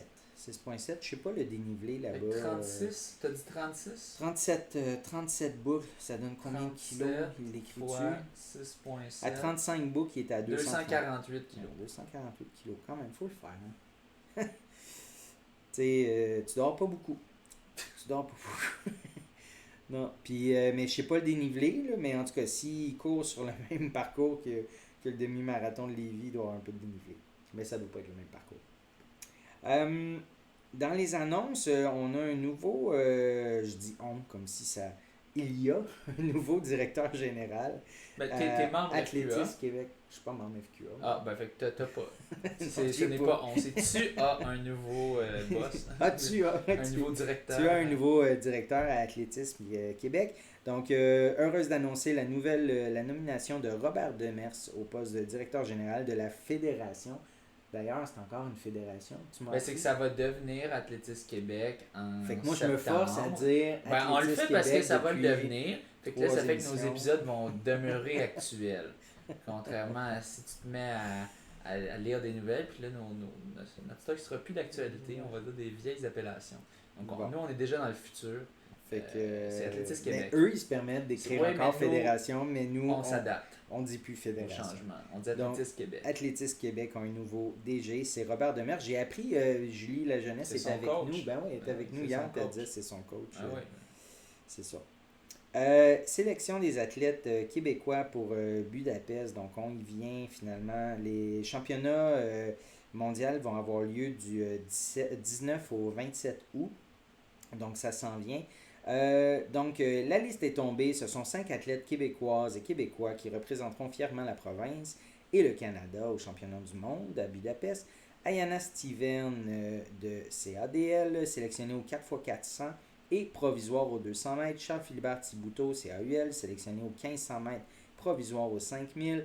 Jean-Simon Desgagnés, CAUL, sélectionné au 3000 mètres steeple. Misha Powell, indépendante, au 4x400. Et Simone Plourde, Saint-Laurent Select, sélectionné au 1500 mètres naturellement. Donc, félicitations à tous. Fabrice Acué et Félix-Antoine Lapointe pour leur sélection aussi en tant qu'entraîneur d'équipe Canada. Donc, on va mettre ça au calendrier du 19 au 27. Par rapport à Budapest, j'ai vu qu'il y a une publication, c'est Sifan Hassan qui va avoir tout un programme à Budapest. Elle est folle. Elle est folle. Vas-y. Je défile ça. Donc, le samedi, elle va faire le 1500 mètres, genre, je sais pas comment dire, préparatoire ou préliminaire. Le samedi encore, elle va faire le 10 000 mètres. Donc, la finale, il y a un seul 10 000 mètres. Course, donc, fait qu'à 13h15 le 1500, à 20h55 le 10 000. Le dimanche, demi-finale du 1500 mètres. Donc, son deuxième 1500 mètres à 17h05. Lundi, repos. Ah, bon, au moins elle va se reposer. Mais pas si folle que ça, finalement. Mardi, ça va être la finale du 1500 mètres. Donc, son troisième 1500. Mercredi, le 5000 mètres. Et préliminaire ou qualificatif. Puis le samedi, la finale du 5000. Donc, 6 courses. En 8 jours, quand même. Il va y avoir d'autres journées de repos aussi. Là. Ah, elle fait pas le marathon. Non, mais y a-tu un marathon? Il n'y a pas un marathon à Budapest? Ah oui, il y a un marathon à Budapest. Non, elle ne fait pas de marathon. Ok, je pensais mais elle va faire le marathon de Chicago. C'est ça qui est indiqué. PS, elle sera au marathon de Chicago le 8 octobre. Ça, c'est combien de temps après? 8 octobre. Là, on est à 8 semaines de Chicago. Donc, le Budapest, c'est là? C'est du 19 au 27. Okay. 6 semaines après la fin, après la fin des Jeux. Okay. Elle aura un petit peu de temps pour se reposer, mais c'est quand même c'est dur de te mettre en forme pour piquer. Pour un marathon. Pour piquer pour ces jeux-là, pour les champions mondiaux, super important. Puis après ça, marathon, c'est un peu bizarre là, dans un entraînement. Pourquoi elle fait pas les mondiaux marathon? J'imagine qu'elle sait qu'elle va pas faire une bonne perf, mais en même temps. Peut-être qu'elle préfère faire les 3 épreuves. Mais probablement qu'elle pouvait pas faire le marathon en plus, ça aurait juste été trop débile. Puis à Chicago, mettons qu'elle gagne, la bourse doit être belle. Oui. Ouais, c'est sûr. Tandis qu'il n'y a pas de bourse à Budapest. En effet. Bon. On vient d'élucider le mystère. Puis une autre publication que j'ai vue par rapport au Ingebrigtsen, les 3 vont être là. Parce qu'il y en a plus qu'un. On parle tout le temps de Jacob. Ouais. Mais il y en a plus qu'un. Il y en a eu avant lui.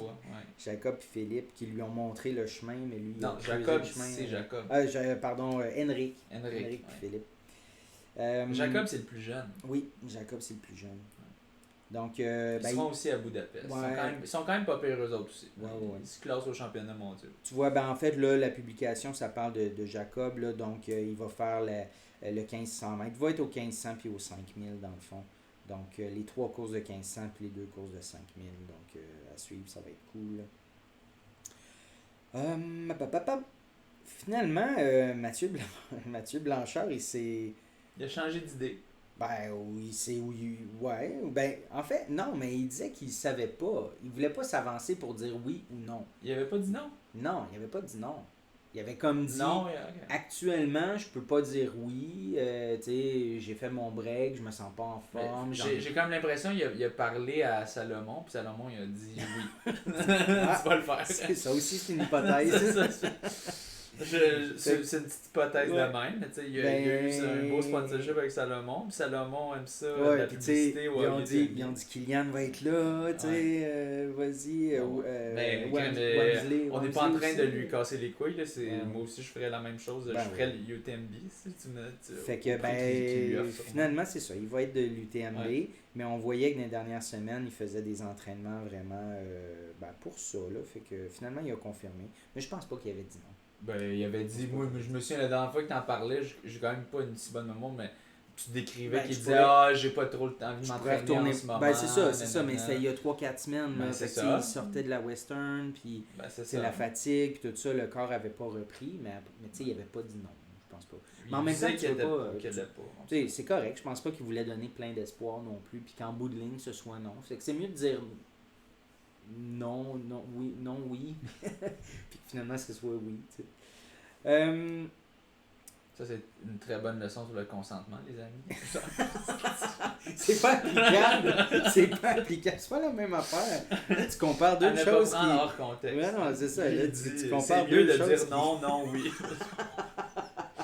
Le vieux pervers. Je prendrais même pas ma gorgée de bière parce que je vais m'étouffer.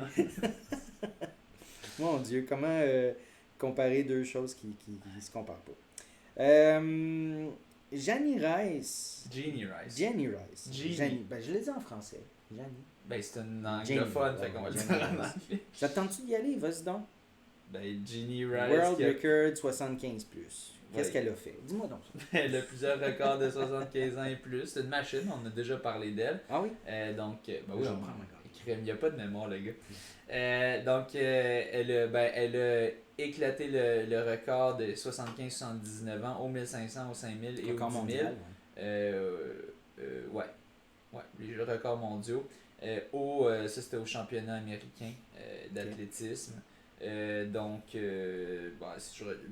temps, elle a fait tout d'abord un 22-41 sur 5000 mètres. Donc elle était quand même assez en avance sur ses adversaires, 22-53 pour la deuxième. Ensuite, si on se tourne sur le 10 000 mètres, elle a fait 46-53. Donc elle a complètement éclaté.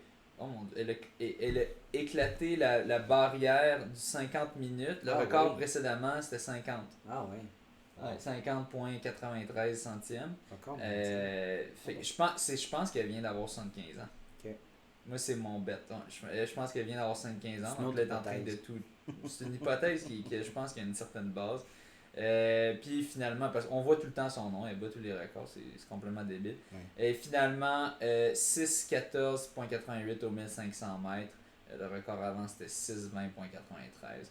Donc, une source d'inspiration pour plusieurs. Elle qui a 75 ans maintenant bat tous les records. C'est impressionnant les temps qu'elle fait. Il y a bien des gens qui sont pas capables de courir un 22-41 pour 5 kilos. Elle le fait à 75 ans. T'avais pas dit 21 même? 21? Non, c'est 22? 21? 22-41. Ah, 22, ok. Ouais, 22-41. Ah non, c'est fou. Ouais, donc complètement débile. Ouais. Autre record. Elle est folle. Pris hors contexte, là. Autre record du monde, mais il y a un mais. Ouais. Un record U20. Une chance, je t'ai envoyé l'article après. Un matin. Non, hier. Tu m'as envoyé ça hier. Ouais, je t'ai envoyé ça hier. Donc, en fait, c'est une publication du 28 juillet, donc ça fait un peu plus que 2 semaines. Donc, c'est Issam Azinga qui a couru un 9,89 sur 100 mètres. Donc, pour briser le 10 secondes. C'était un record du monde, là, U20. Mais quand je dis qu'il y a un mais, c'est qu'il a été pogné pas longtemps après pour dopage. Donc, il a été suspendu par l'unité d'intégrité d'athlétisme pour dopage. Utilisation de la substance interdite GW 1516. Donc, je sais pas c'est quoi, tu peux aller checker si tu veux. J'étais allé regarder. Ah oui? Tout ce que je sais, c'est que c'est une substance qui peut être cancérigène. Okay. Puis qui probablement aide, qui est interdite sur les humains. Interdite, mais malgré ça, ils trouvent toujours des façons de s'en procurer. Et donc, c'est cela. Mais c'est dangereux. Ouais. Mais quand même rare qu'une performance, puis 2-3 semaines après, genre, ça sort tout de suite, puis il y a un ban. Ouais, plus souvent, on l'apprend des années plus tard, ouais. Ce qui est plate. Donc, c'est le fun au moins de le savoir tout de suite quand c'est frais, pour que la personne elle vive les répercussions tout de suite de ses actes. L'empêcher de battre d'autres personnes qui compétitionnent de manière propre. C'est ça. Regarde, tant mieux. C'est fait pogner vite. Tant mieux, c'est fait pogner vite. Il y a eu son moment de gloire, je l'ai nommé quand même dans le record du monde. là. Mais mais il nous connaît pas, il en a rien à foutre. Ouais, c'est ça. Puis je pense qu'il y a plus de honte que de gloire. Ouais. Finalement, dans le fond, j'avais mis un dernier article là, qu'on a lu, je pense aussi, toi aussi. Oui, c'était c'est un vieil article en plus, ça date de 2020, mais ça a comme apparu sur Facebook là, dans les dernières semaines. Pourquoi on court dans le sens inverse, c'est ça, dans le sens inverse des aiguilles d'une montre sur une piste? Toi qui as une bonne mémoire, peux-tu nous résumer pourquoi? Non, sinon, il faut que j'aille lire l'article. Non, mais je veux que tu... J'ai lu cet article. Ok, ben je vais le lire d'abord. Non, mais je vais le résumer, sinon ça va être trop long. Là, c'est tout. C'est un petit article de rien. Il dit pourquoi, lorsque nous allons sur une piste, allons-nous dans ce sens, le sens contraire des aiguilles d'une montre. Il dit le scientifique japonais Hideaki Fukami a tenté d'expliquer ce phénomène. Il arrive à la conclusion que notre corps est fait pour être incliné vers la gauche. Pour faire simple, notre perception de l'espace est contrôlée par l'hémisphère droit de notre cerveau. Or, cet hémisphère contrôle la moitié gauche de notre corps. La perception de notre corps serait meilleure en tournant vers la gauche. M. Fukami appuie son étude sur les faits comme quoi 80% des criminels de la préfecture de Kyogo s'enfuiraient vers la gauche. Messieurs les policiers, vous êtes maintenant prévenus. Une autre thèse explique que cela vient du fait que notre cœur est situé à gauche, ainsi courir dans le sens trigonométrique provoquerait une force centrifuge qui s'exerce de la gauche vers la droite. Aidé par la pompe cardiaque, la veine cave supérieure transporte le sang vers le cœur, le sang transite de la gauche vers la droite. La force centrifuge exercée lors de la course dans le sens anti-horaire facilite cette aspiration. Si l'on court dans le sens horaire, la force centrifuge s'oppose à cette aspiration. En y regardant de plus près, cette règle est valable dans beaucoup d'endroits, le baseball, les manèges, les courses hippiques. Certains avancent que les hommes auraient copié les chevaux qui couraient dans le sens anti-horaire depuis le milieu du 19e siècle. Cependant, on peut voir qu'aujourd'hui, beaucoup d'hippodromes ont la corde à droite, Angers, Cannes, Châteaubriand. Ouais. Enfin, une dernière hypothèse indique que les sportifs courent dans ce sens, car notre premier rival reste le chrono, et en courant dans le sens anti-horaire, cela représenterait le combat qui nous oppose à ce temps qui défile. Moi, ce dernier point, je me dis que c'est n'importe quoi. C'est n'importe quoi, mais le truc, c'est qu'il utilise ça pour faire paraître le reste comme moins que n'importe quoi, alors que c'est n'importe quoi. Tu penses? Mais scientifiquement... Ben là, c'est un gars qui dit ça, mais ça peut être... C'est ça le truc, les conspirationnistes, puis tout ça, ils vont toujours te sortir. Oui, le docteur nanana qui a c'est un ça. Docteur. Faudrait que ce soit plus. Faudrait que ça ce soit prend des études. Quand il doit en avoir des études. Je peux pas croire que ça n'a jamais été étudié, ça. Mais pourquoi? Mais c'est depuis toujours que ça se court dans ce sens-là. Qui va payer pour une étude pour ça? Mais c'est quand même, il y a une question à se poser. Qui va payer pour ça? Pourquoi toutes les courses sont faites comme ça? En fait, c'est parce que toutes les courses sont faites comme ça qu'ils sont faites comme ça. Exact. Okay. Moi, je te dis... C'est genre depuis toujours, c'est fait de même, donc c'est toujours fait de même. Moi, je te dis, un jour, il y a du monde qui ont décidé de faire des compés. Ils se sont dit, on va choisir un bar. Ils ont choisi ce bar-là. À cause qu'eux ont choisi ça, les autres d'après ont choisi ça. Après ça, le monde sont basés. Puis je suis sûr qu'à d'autres endroits dans le monde, ils faisaient dans le sens inverse. Mais à un moment donné, la World Athletics, à l'époque IAF, à l'époque peut-être ça va être non, il est arrivé, puis on dit ça va être dans ce sens-là. Puis là, c'est devenu la norme, puis c'est plus facile refaire une piste, puis tout simplement la faire dans le bon sens, avec des flèches qui mènent dans le bon sens. Puis les lignes, on sait qu'il y a le phénomène dans le monde, mettons des routes en Londres qui sont dans un sens inverse, on roule à gauche versus à droite. En Australie, c'est le même, en quelques pays norvégiens. Des pays scandinaves, c'est le même. Donc, c'est plus compliqué à changer, mais pour une piste, techniquement, tu pourrais juste courir dans le sens inverse des petites flèches, ça ne changerait rien. C'est assez simple à implémenter, de choisir un bar. Ils ont choisi ce bar-là. Les athlètes sont habitués à ça. Là. S'ils arrivaient sur une piste qui est faite dans l'autre sens, là, je pense qu'ils... Oui, non, mais là, maintenant... what the fuck, là, pourquoi... Maintenant, les athlètes sont habitués à ça. Donc, c'est ça. Fait que tu penses que c'est...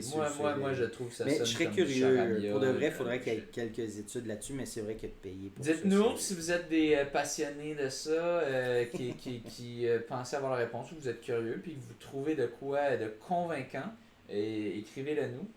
Puis ça va nous faire plaisir de lire ça, puis de soit avouer notre erreur ou de critiquer le petit blog que vous nous envoyez.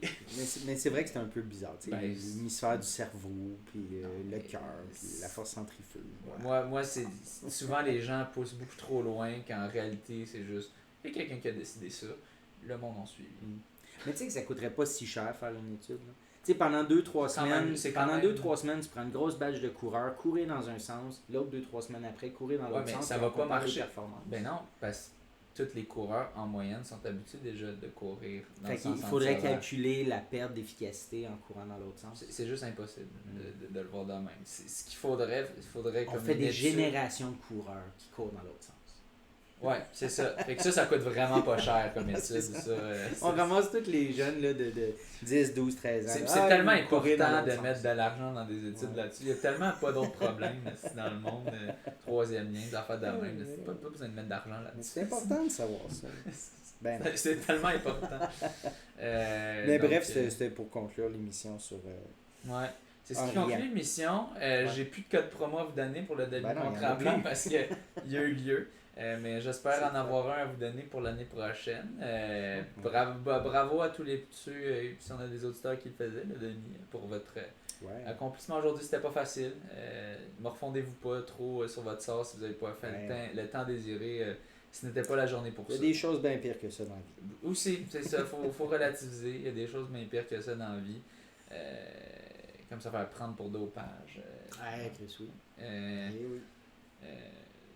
Il y avait Marc-Antoine, il y avait une bonne blague là-dessus, Marc-Antoine Sandville, que j'avais demandé, j'ai demandé, on jasait de dopage, là, j'ai demandé, t'es-tu déjà fait tester, toi? Il dit, non. Puis là, je suis comme, moi non plus. Puis là, après ça, il dit, ouais, il y a une chance. Mais il disait pour lui aussi, là, en blague. Là, donc, il nous a bien fait rire. C'était super le fun, un beau week-end. Ouais. C'était bien coincé dans notre petite chambre.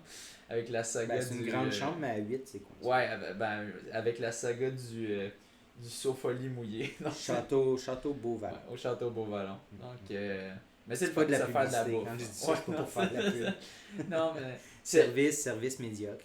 Ouais, le gars, quand on lui dit, le Sofolie, le matelas, il est mouillé, il dit, puis on dit, vous pouvez faire de quoi? Non. On peut pas rien faire. On peut pas rien faire. Il n'y a pas d'autres divan-lits à quelque part, une chambre non utilisée. Là, finalement, c'est Julie qui est retournée. Ils ont donné un matelas gonflable et éventuellement, mais c'était... Puis avant ça, le matin, tu as demandé de remplacer les draps des lits qu'on avait utilisés parce que d'autres arrivaient. Puis ils ont droppé un sac avec des draps dedans. Ils ont rien changé. Puis là, Julie a commencé à faire le lit. Puis elle a dit fuck that, man, j'ai pas le goût.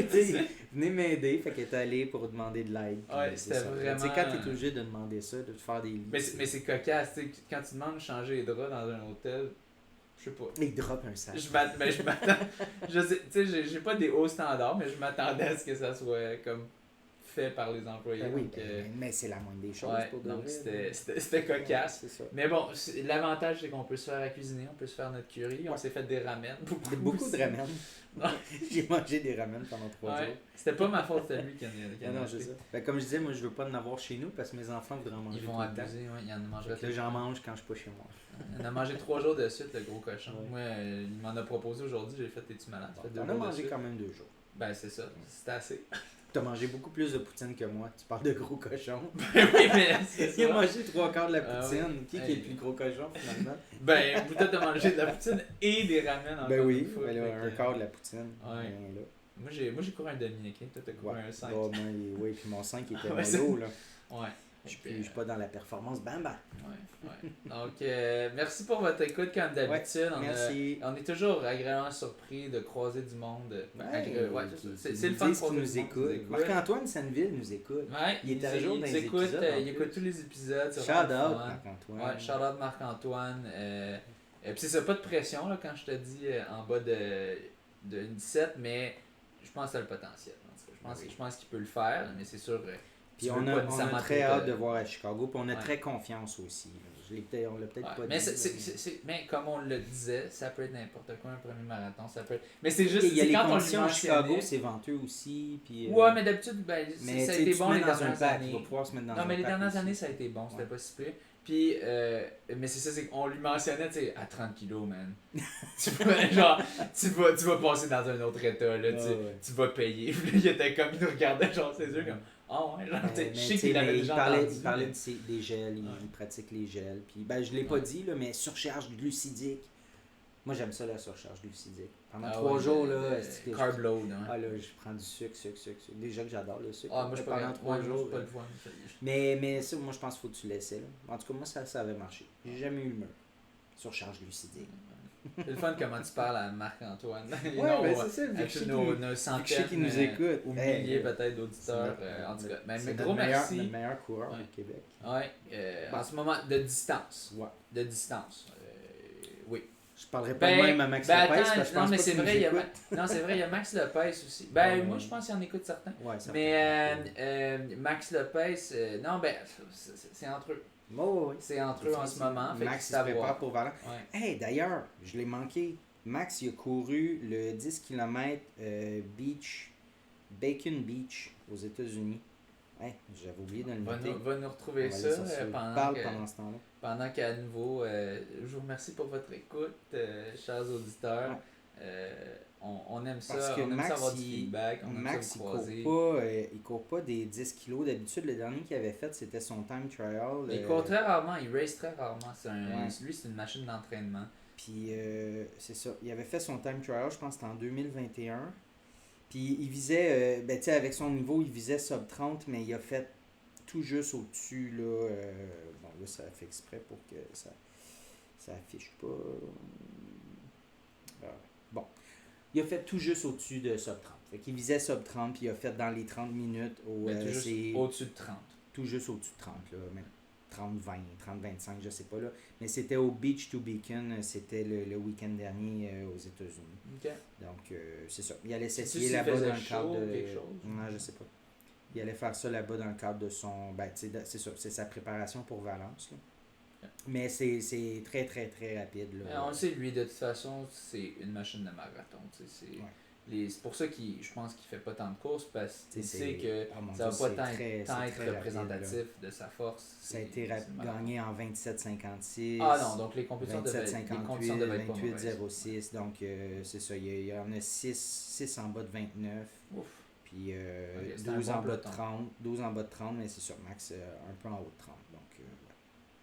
Donc, petite mention à Max. Ah, je l'ai ici, 17e. 30-45. Ah, ok, mais c'est un peu... Ouais, c'est un peu au-dessus de 46 secondes en bas de son objectif. Ouais, je pense pas qu'il y a eu la course qu'il désirait là-dessus. Ouais. Là, je sais pas c'est quoi les selon son temps de marathon, il devrait valoir beaucoup plus. Ouais. Mais lui, c'est une bête de marathon. Puis, c'est ça. Lui, son but, c'est pas de piquer sur 10 kilos, c'est de piquer sur marathon à Valence. Puis, il reste encore plusieurs mois avant Valence. Là, donc, yes. Donc, super. Donc, merci pour votre écoute. Bonne préparation marathon, ceux qui sont en préparation marathon. Bonne préparation pour peu importe. Bon début de saison de cross-country. Ouais. Ça s'en vient bientôt. L'école recommence bientôt.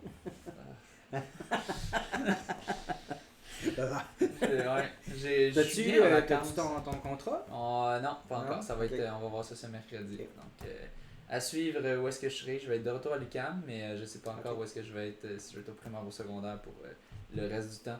Donc, peut-être une job de coaching aussi, un cégep, à voir. Pas un temps plein. Pas un temps plein au primaire. Au secondaire. On va voir. On va voir, mais je pense pas, parce que j'ai besoin d'être à l'UQAM le mardi après-midi. Okay. Donc, si vous voulez me voler ma maison, c'est à ce moment-là. Non, mais c'est un classique quand tu dis de quoi qui est public, de quand t'es parti. Puis... mais je suis pas là à tel moment. Ouais, c'est ça. Mon chat est là pour garder la maison. Mais là, il manque l'adresse. Ouais, c'est ça. C'est pour ça que je ne la dis pas. Okay. Donc, merci. Merci. Et sur ce, bonne course. Bonne course, merci.